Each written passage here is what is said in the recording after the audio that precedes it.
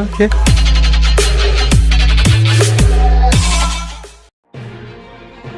মঙ্গলবার পশ্চিমবঙ্গ ছাত্র সমাজের ব্যানারে যে নবান্ন অভিযান হয়েছিল তাতে পুলিশি অত্যাচারের অভিযোগে বুধবার 12 ঘন্টার বন্ধ ডেকেছে বিজেপি।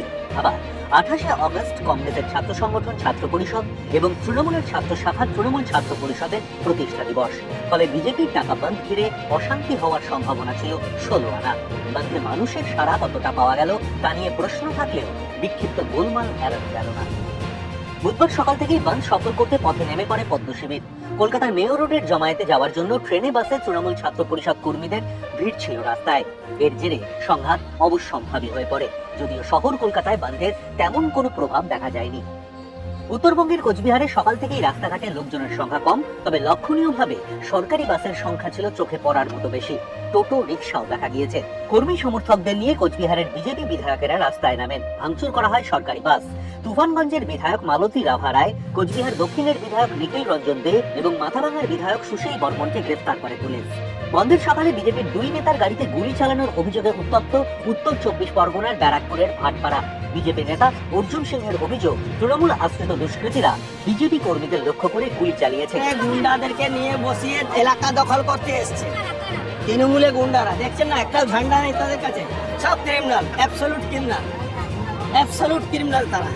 उसको लगता है कि बहुत बढ़िया काम है, तो उसको समझ में आ जाएगा 2026। আমরা কাকিনাড়া বাজারে ছিলাম, সেখান থেকে খবর পাই যে মেঘনা জুট মিলের গেটে তার দলবল নিয়ে, অর্জুনের দলবল নিয়ে সেখানে একটা আক্রমণ করেছে মজদুরদের উপরে।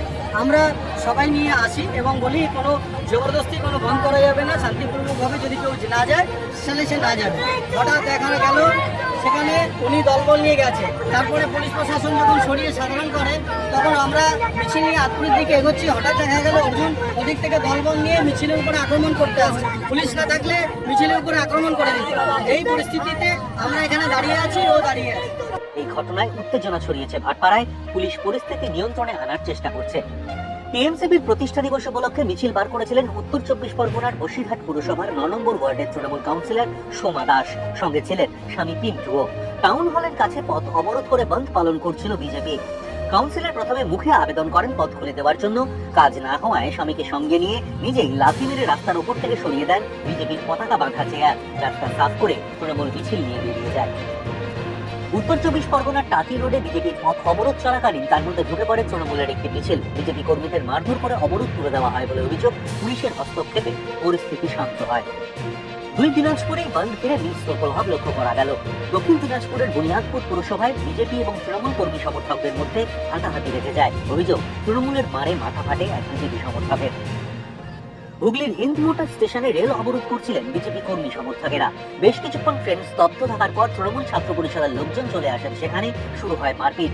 মারের চোটে অবরোধকারী এক বিজেপি সমর্থকের মাথা ফেটে যায়। দুপক্ষে শুরু হয় পাথর ছোড়াছুড়ি। আতঙ্কিত হয়ে পড়েন ট্রেন যাত্রীরা। অভিযোগ, মহিলাদের সম্মান রক্ষার আন্দোলনে মহিলা কামরা লক্ষ্য করে পাথর ছোড়া হয়। পূর্ব মেদিনীপুরের নন্দীগ্রামে মিছিল করে বন্ধ পালন করেন বিরোধী দলনেতা তথা স্থানীয় বিধায়ক শুভেন্দু অধিকারী। মহিষাদলে এক বিজেপি নেতৃত্বে আবার দেখা গেল আঙুল মুচিয়ে স্কুলের পথে যাওয়া ছোট ছোট ছাত্রীদের রীতিমতো ধমক দিয়ে বাড়ি পাঠাতে। বিজেপি নেত্রীর চোখ রাঙানির সেই ছবি ছড়িয়ে পড়েছে সমাজ মাধ্যমে। খেজুরি বিধানসভা এলাকার নাজির বাজারে বিজেপি পথ অবরোধ করে। পুলিশের বিরুদ্ধে তারা লাঠিচার্জের অভিযোগ করেছে। পুলিশের লাঠির আঘাতে জখম হয়েছেন একাধিক, মাথা ফেটেছে বিজেপি কর্মীর। গ্রেপ্তার হয়েছেন এলাকার মন্ডল সভাপতি তপন মাইতি সহ 10 জন। প্রস্তুত থাকুন, একদিনে 3টে অভিযান হবে। কারা করবে জেনে যাবেন, কবে করবে জেনে যাবেন। নবান্ন, লালবাজার, কালীঘাট, একদিনে দফা এক দাবি এক, দফা এক দাবি এক, দফা এক দাবি এক, দফা এক দাবি এক। আমার মনের রক্ত, আমার মনের রক্ত। হাওড়াতেও বিক্ষিপ্তভাবে বন্ধ সমর্থকদের সঙ্গে তৃণমূলের গোলমাল বাঁধে। পুলিশের হস্তক্ষেপে পরিস্থিতি স্বাভাবিক হয়। হাওড়া জেলার শহরাঞ্চলে বন্ধের তেমন কোনো প্রভাব পড়েনি, তবে গ্রামাঞ্চলে বিক্ষিপ্তভাবে বেশ কিছু জায়গায় বন্ধ সমর্থকেরা পথে নেমেছিলেন। তবে রাস্তাঘাটে লোকজনের সংখ্যা অন্যান্য দিনের তুলনায় ছিল বেশ কম। মুর্শিদাবাদ স্টেশনে বন্ধ সমর্থকদের বিরুদ্ধে এক তৃণমূল কর্মীকে বেধড়ক মারধর করার অভিযোগ ওঠে। পুলিশ গিয়ে উদ্ধার করে ওই তৃণমূল কর্মীকে। কিছু জায়গায় রেল অবরোধ করেন বিজেপির কর্মী সমর্থকেরা। দক্ষিণ 24 পরগনার বিভিন্ন জায়গায় রেল অবরোধের চেষ্টা করেন বিজেপি কর্মীরা। কয়েক জায়গায় তৃণমূল ছাত্র পরিষদের লোকজন এসে অবরোধ তুলে দেন। সোনারপুর স্টেশনে ট্রেন থামিয়ে রেল অবরোধ করে বিজেপি। এর ফলে শিয়ালদহ দক্ষিণ শাখায় বেশ কয়েকটি জায়গায় ট্রেন থমকে যায়, ব্যাহত হয় পরিষেবা। সময় গন্তব্যে পৌঁছতে না পেরে সমস্যায় পড়েন সাধারণ মানুষ। এদিকে বন্ধ সফল করতে কেন সব নেতা পথে নামেননি তা নিয়ে ব্যাপক গোলমাল শুরু হয়ে গেল বিজেপির অন্দরেই। ঘটনাস্থল জলপাইগুড়ির ধূপগুড়ি। সেখানে পার্টি অফিসের ভেতরেই দুপক্ষের মধ্যে মারপিট শুরু হয়। সংবাদ মাধ্যমকে দেখে তড়িঘড়ি বন্ধ করে দেওয়া হয় পার্টি অফিসের মূল দরজা। ভেতরে চলতে থাকে মারপিট, ধস্তাধস্তি। পরে অবশ্য সমস্ত অভিযোগে অস্বীকার করেছে বিজেপি। এ নিয়ে পদ্ম শিবিরকে কটাক্ষ করতে ছাড়েনি শাসক দল তৃণমূল।